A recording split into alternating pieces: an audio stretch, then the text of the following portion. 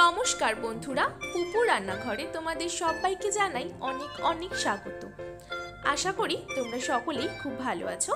হাজির হয়ে গেছি আরও একটি রেসিপি নিয়ে। আজকে আমি তোমাদের সাথে ব্রকলি দিয়ে একটি রেসিপি শেয়ার করে দেখাবো। আমরা কিন্তু সকলেই কম বেশি জানি ব্রকলি প্রচুর পুষ্টিগুণে সমৃদ্ধ একটি সবজি।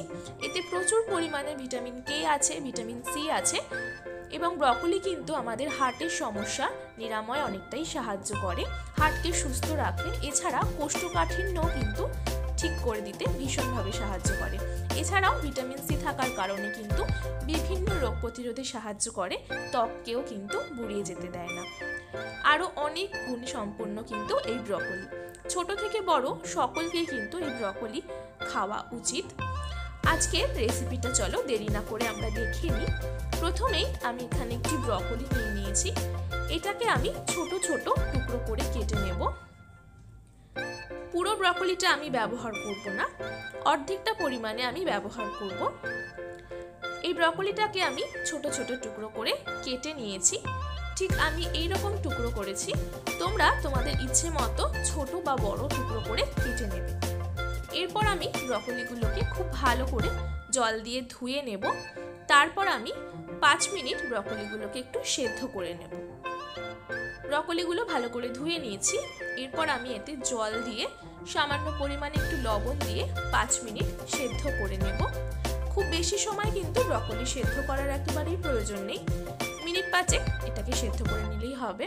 অপরদিকে কড়াইতে সর্ষের তেল দিয়ে এইরকম বড় বড় টুকরো করে আলু কেটে নিয়ে সেই আলুগুলোকে ভেজে নিচ্ছি। সামান্য পরিমাণে একটু লবণ আর হলুদ দিয়ে ঢাকা দিয়ে আমি 2 মিনিট আলুগুলোকে ভেজে নেব। ফিরে এলাম 2 মিনিট পর। আলু কিন্তু এখানে ভাজা হয়ে গেছে।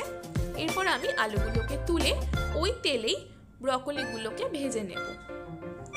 সেদ্ধ করে রেখেছিলাম ব্রকলিগুলো, সেগুলো আমি ওই সর্ষের তেলের মধ্যে ভেজে নিচ্ছি। ব্রকলিও খুব বেশি সময় ধরে ভাজবার একেবারেই দরকার নেই। ব্রকলি যদি বেশি ভাজা হয় তাহলে কিন্তু এর গুণাবলী নষ্ট হতে থাকে, তাই খুব বেশিক্ষণ সময় ধরে ব্রকলি ভাজবো না। সামান্য পরিমাণে একটু লবণ আর সামান্য পরিমাণে একটু হলুদ দিয়ে ব্রকলিগুলোকে আমি ভেজে নিচ্ছি। ব্রকলি ভাজবার সময় গ্যাসের ফ্লেমটাকে আমি একদম লোতেই রেখেছি।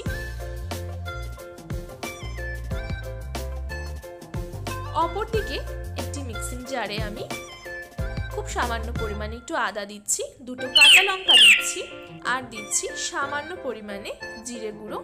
এটার একটা মিহি পেস্ট আমি তৈরি করে নিচ্ছি। অপরদিকে ব্রকলি ভাজা হয়ে গেছে। এবার আমি এটাকে তুলে নেব। এর থেকে বেশি ব্রকলি ভাজবার আর দরকার নেই। ওই তেলের মধ্যেই ফোড়ন দিয়ে দিচ্ছি একটি তেজপাতা, 2টো এলাচ আর সামান্য পরিমাণে একটু গোটা জিরে আর 2 টুকরো দারচিনি। ফোড়নটাকে ভালো করে নাড়াচাড়া করে তাতে পেস্ট করে রাখা মশলাটা দিয়ে সামান্য পরিমাণে একটু জল দিয়ে ভালো করে আমি মশলাটা কষিয়ে নেব। জল দিয়ে যদি মশলা কষানো হয় তাহলে কিন্তু মশলা পুড়ে যাওয়ার কোনো ভয় থাকে না। দিয়ে দিচ্ছি সামান্য পরিমাণে একটু হলুদ গুঁড়ো আর সামান্য পরিমাণে একটু লবণ। এরপর মশলাটাকে কিন্তু মিডিয়াম ফ্লেমে খুব ভালো করে কষিয়ে নেব। মশলা খুব ভালো করে কষিয়ে নেওয়া হয়ে গেছে। এবার আমি যে আলুগুলোকে ভেজে রেখেছিলাম সেই আলুগুলো এই মশলার মধ্যে দিয়ে দেব। তারপর আলুগুলো দিয়ে ভালো করে মশলাটাকে আবারও 1-2 মিনিট কষিয়ে নেব। এইভাবে আলু দিয়ে মশলা কষালে কিন্তু আলুতে মশলাটা খুব সুন্দরভাবে ঢুকে যায় এবং আলুগুলোও কিন্তু খুব সুন্দর খেতে হয়। এরপর আমি দিয়ে দেব পরিমাণ মতো গরম জল। অবশ্যই কিন্তু এখানে গরম জলের ব্যবহার করতে হবে। যে কোনো ঝোলে যদি গরম জল ব্যবহার করা হয় তাহলে কিন্তু সেই রান্নার স্বাদ আরও বেশি বেড়ে যায়। জলটা দিয়ে আমি 2-3 মিনিট ফুটিয়ে নিয়েছি। আলুগুলো এখানে একেবারে সেদ্ধ হয়ে গেছে। এবার আমি ভেজে রাখা ব্রকলিগুলো এই ঝোলের মধ্যে দিয়ে আরও কিছুক্ষণ ঝোলটাকে ফুটিয়ে নেব। লবণ বা মিষ্টি যদি কিছু প্রয়োজন হয় সেটা এই পর্যায়ে দেখে নিতে হবে। আমি এই রান্নায় চিনির ব্যবহার করিনি, তোমরা যদি চাও অল্প একটু চিনি দিতে পারো স্বাদটাকে ব্যালেন্স করার জন্য। একদম কিন্তু রেসিপিটা তৈরি হয়ে গেছে। আমি এখানে গ্যাসের ফ্লেমটা অফ করে স্ট্যান্ডিং টাইমে রেখে দিয়েছি। এরপর আমি গরম গরম ব্রকলি ও আলুর ঝোল কিন্তু পরিবেশন করে নিয়েছি। তো বন্ধুরা, কেমন লাগলো আমার আজকের এই রেসিপি? যদি ভালো লেগে থাকে আমার চ্যানেলটা সাবস্ক্রাইব করে পাশে থাকার অনুরোধ রইল। কেমন লেগেছে আজকের এই রেসিপি কমেন্টে আমাকে জানাতে কিন্তু একদমই ভুলো না। আর এই শীতকালে কিন্তু ব্রকলি খুবই সহজলভ্য একটি সবজি। সকলেরই অনুরোধ রইল এই রেসিপিটা একবার বাড়িতে অবশ্যই করে খাওয়ার জন্য। ভিডিওটা ভালো লাগলে বন্ধু ও পরিবারের সাথে অবশ্যই শেয়ার করে দেবেন। আজকে এই পর্যন্তই, আবার হাজির হয়ে যাব নতুন কোনো রেসিপি নিয়ে। ততক্ষণ পর্যন্ত তোমরা সকলেই খুব ভালো থাকবে, সুস্থ থাকবে।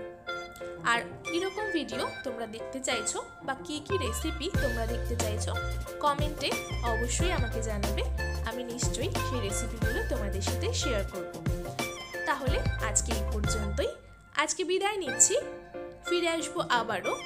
ধন্যবাদ।